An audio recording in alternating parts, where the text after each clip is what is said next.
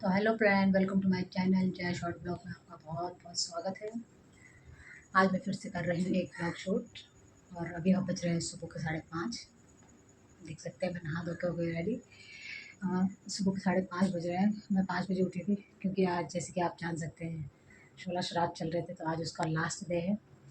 और जो मेरे ससुर है अब इस दुनिया में नहीं है, तो आज उनका श्राद्ध आज के दिन पड़ता है, लास्ट वाला। तो आज उनका श्राद्ध हम करने जा रहे हैं, तो इसलिए मैं उठी थी सुबह 5:30 बजे। अभी मैं नहा धो के हो गई रेडी और अभी सफाई करके फिर मैं अपने हस्बैंड को भी उठाऊँगी, वो नहाएंगे धोएंगे।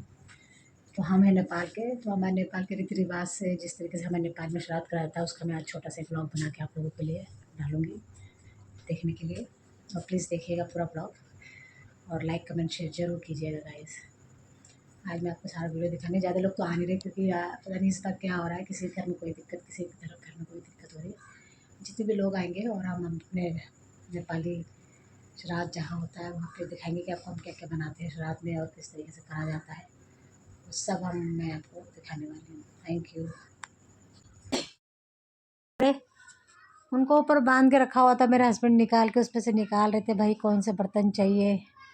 उन्होंने निकाला एक पतीला जो कि बहुत बड़ा था, क्योंकि श्राद्ध में बहुत सारे लोग आने वाले थे तो बड़े बड़े बर्तन की ज़रूरत होती। मैं हमेशा बर्तन बांध के ऊपर रख देती हूँ, और एक कढ़ाई। फिर मेरे हस्बैंड देखने लगे सब्जियां जो हम एक दिन पहले ख़रीद के ले आए थे श्राद्ध के दिन।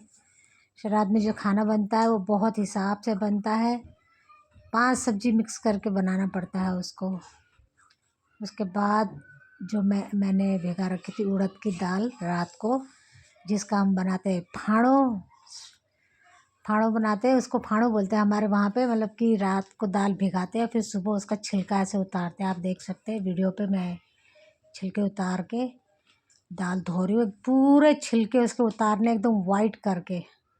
मेरा लड़का भी हमारी हेल्प कर रहा था, कभी बर्तन दे रहा था, कभी कुछ कर रहा था। उसके पापा मांग रहे थे उससे बर्तन, तो वो बर्तन वगैरह हमको दे रहा था, क्योंकि हम दोनों बैठे हुए थे, बार बार खड़े हो रहे बोल के हम दोनों की मदद कर रहा था मेरा लड़का हमारी।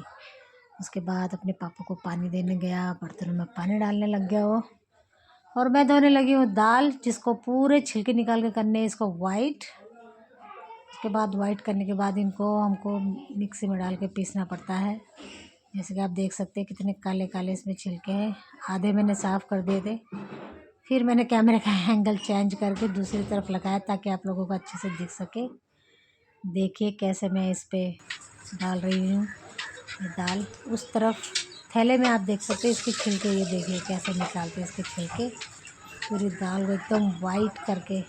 एक तरफ मेरे हस्बैंड काट रहे थे सब्जी, जो कि एक तरफ काट के रख रहे थे, और दूसरी तरफ दाल हो गई थी धो के एकदम रेडी, देख लीजिए। उसके बाद ये सारी सब्जियां हम बनाने वाले थे आज, 5 सब्जी मिक्स करके जो श्राद्ध की बनती, बिना लहसुन बिना प्याज की, एकदम शुद्ध बनाना पड़ता है इसको।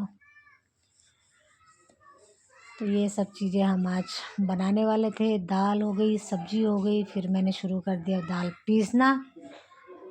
ये वाली दाल, इसको पहले पीस लेते हैं ऐसे, एक मोटा और एक पतला पीसना पड़ता है, क्योंकि पतला जो है उसका एक फाड़ो बनता है, और जो मोटा है उसका पकौड़े टाइप बनता है। उसको हमारे वहाँ बटुक बोलते हैं। वो श्राद्ध में बनना बहुत ज़रूरी होता है बटुक। इसमें थोड़ा सा नमक डाल के, सिर्फ जैसे पूरी वगैरह पकौड़े तलते हैं ऐसे ही इनको भी तलना पड़ता है।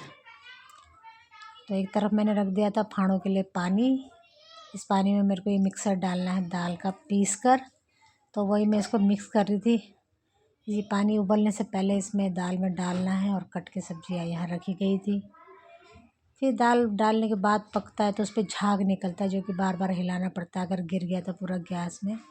एक तरफ मैंने शुरू कर दिया था खीर बनाना, जो कि मैं बना रही थी 2 किलो खीर, 2 किलो दूध की खीर, जो कि खीर बहुत ज़रूरी होता है। एक तरफ दाल भी पक रही थी फाड़ो, जिस पे मैंने मसाला सब डाल दिया था।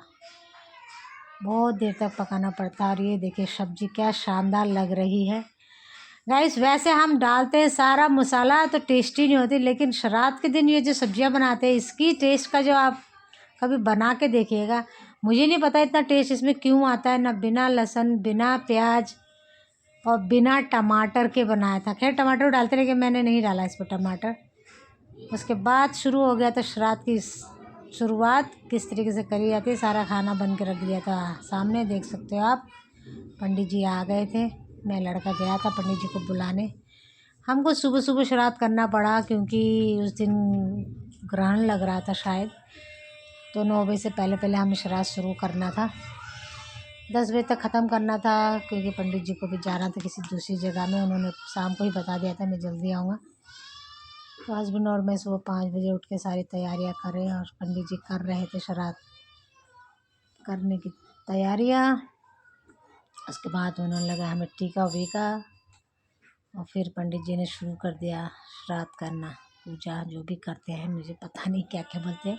मेरे हस्बैंड उनको बता रहे थे कि हमारे नेपाल में ऐसा करा जाता है, ऐसा करा जाता है। पंडित जी हमारे नेपाली हिसाब से वो अपना अलग बता रहे थे और मेरे हस्बैंड अलग ही उनको बता रहे थे कैसे करना है, क्या करना है, ऐसे वैसे। और वो जो बना रहे मेरे हस्बैंड, ये हम लोगों को एक ये जो कढ़ाई है इस पर क्या बोलते हैं उसको, अग्नि जलाते हैं ना, फिर उस पर डालते हैं मंत्र पढ़ते वक़्त, वो चीज़ें डालनी थी। मेरे हस्बैंड ने हाथ में उंगली में डाल दिए थे अंगूठी, एक हमारे वहाँ कांस होता है उसकी अंगूठी डालनी पड़ती है हाथ में श्राद्ध करते वक़्त, वही उन्होंने पहना के मेरे हस्बैंड के हाथ में डाल दिया था। और फिर करने लगे थे श्राद्ध की पूजा वूजा जो भी है वो होता है वो सब कुछ। पंडित जी पढ़ रहे थे मंत्र। पंडित जी ने कुछ सवाल कर लिया था जिसको देख के मेरे हस्बैंड हो गए थे बहुत शर्मिंदा और सोच रहे थे अब क्या जवाब दूँ उसका। अब वो क्या सवाल था मैं आपको बता नहीं सकती हूँ, लेकिन हम लोग दोनों जने एक थोड़ा सा हम दोनों में नोका झोंकी भी हो गई, तुम्हें नहीं पता है बोल के। उसके बाद पंडित जी ने समझ गए चलो कोई बात नहीं, वो फिर अपना करने लगे जो भी था उनको पूजा पाठ वगैरह करना था वो सारी चीज़ें। फिर उसके बाद होने लग गई पूजा।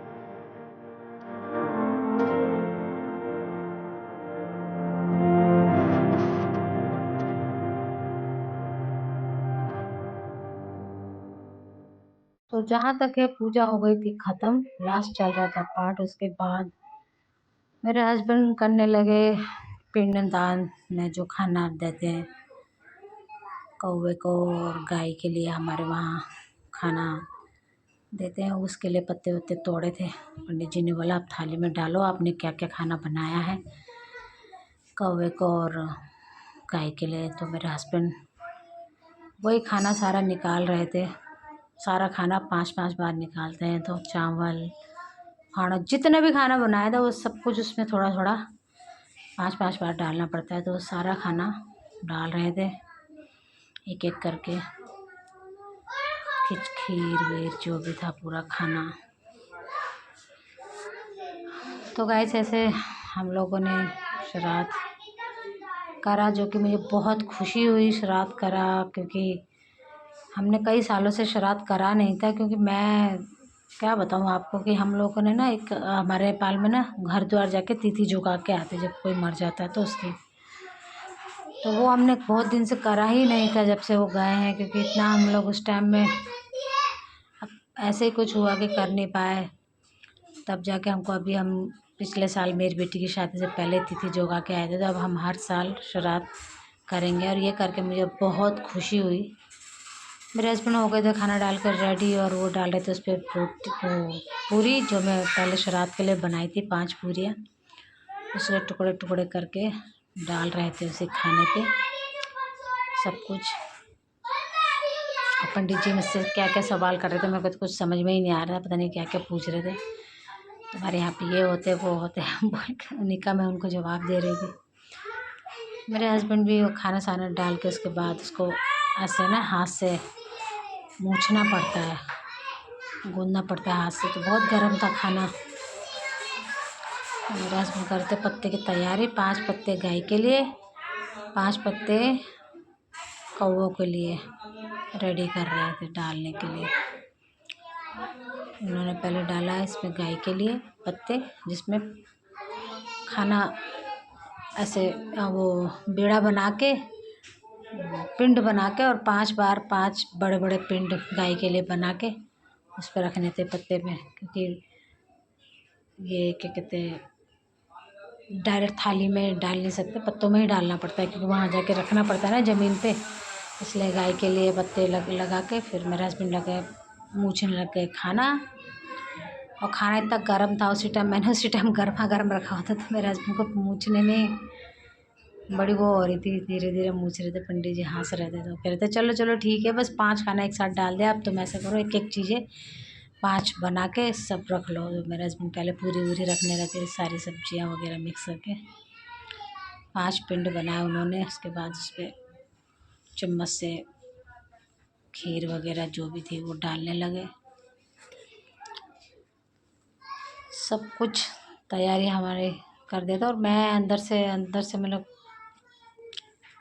बहुत खुशी अंदर से मुझे महसूस हो रही थी कि चलो, क्योंकि मेरा बहुत सालों से मन था कि मैं अपने सास ससुर का श्राद्ध करूं, और करूं तो क्या करूं, अब इतना मुझे वो ही नहीं था। इस बार मैंने श्राद्ध करके मुझे अंदर से मतलब करके नहीं करा, तो मुझे बहुत खुशी हुई अंदर से, बहुत अच्छा फील हुआ कि चलो ठीक है अब हम हर साल अपना करेंगे। सारे दिन सब कुछ तो हमारे होते हैं, लेकिन एक दिन अगर हम पितरों के नाम से पूजा पाठ कर दें या फिर श्राद्ध कर दें तो उनकी आत्मा को भी शांति मिलती है और वो भी खुश हो जाते हैं। और मेरे हस्बैंड तर्पण कर रहे थे, तर्पण करा जाता है ना खाने के ऊपर, पानी हाथ में डाल के पिंड के ऊपर तर्पण करते हैं, वही पंडित जी करा रहे थे तर्पण। मंत्र पढ़ के पता नहीं क्या क्या मंत्र पढ़ रहे थे, तो वही हाथ में पानी डाल के तर्पण कर रहे थे। गाइस आप भी बताना आप लोगों में श्राद्ध किस तरीके से करा जाता है।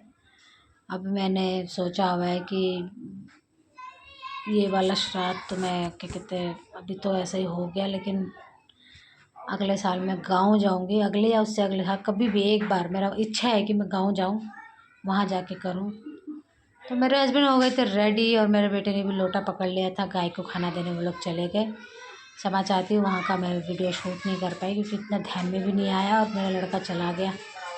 पंडित जी को हमने कपड़े वपड़े ऐसे हम कुछ नहीं लाए, हमने उसके बदले सब चीज़ के बदले पैसे वहाँ पे कपड़े, छाता, जूते, चप्पल जो भी देते उसके बदले हमने उन्हें पैसे दे दिए। तो वो अपने पैसे वो जो पितरों के लिए हमने फल फ्रूट रखे थे वहीं पे रख रहे थे।